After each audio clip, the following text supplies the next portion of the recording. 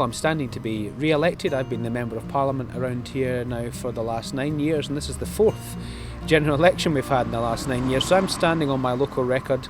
There'll be everyone around here will know someone that I've helped, supporting local community groups, supporting local organisations, fighting for the issues that people around here tell me are important to them, both locally and in Parliament. So that's why I'm standing. The other two big issues, of course, that people are telling me on the doorstep and I agree with them, is to try and find a way of getting the issue of the European Union back to them in a final say referendum with the option to remain, which has been my policy since I helped set up the People's Vote campaign in April last year, and also to try and stop the disaster and chaos of a second divisive independence referendum. So that's the three things I'm standing on, and hopefully if I get re-elected we'll have a wee look at making sure that climate change stays atop at the political agenda.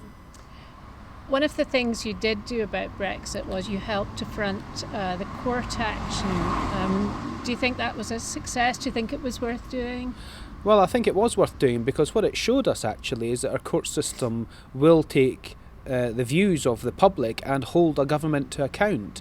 And the one thing that we've seen since the Brexit debacle has been brought upon us by this Conservative government is that Parliament won't be pushed around by a powerful executive when they're doing stuff that's damaging to the country, and the court system will help local people and the public to defend them against the government. That's something we should cherish in our constitution, and it's something that we've used to make sure the government doesn't get their own way, and of course we won as well.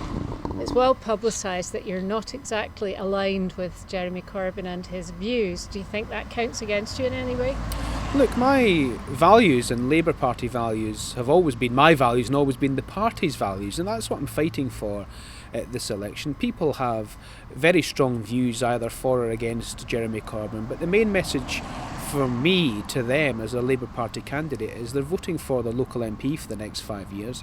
I have a proven track record of being a very active local MP and always being on their side here in this constituency, and they need to get me back to Parliament to make sure we can deliver on the things that are important to them. In terms of local issues, lots of planning issues. The South Edinburgh Greenbelt is under threat, and we have to fight those on behalf of local people. Local infrastructure in terms of primary places, GP places and transport infrastructure is really creaking at the seams, and local people can't see how we can fit thousands of more homes on our Greenbelt without resolving that issue.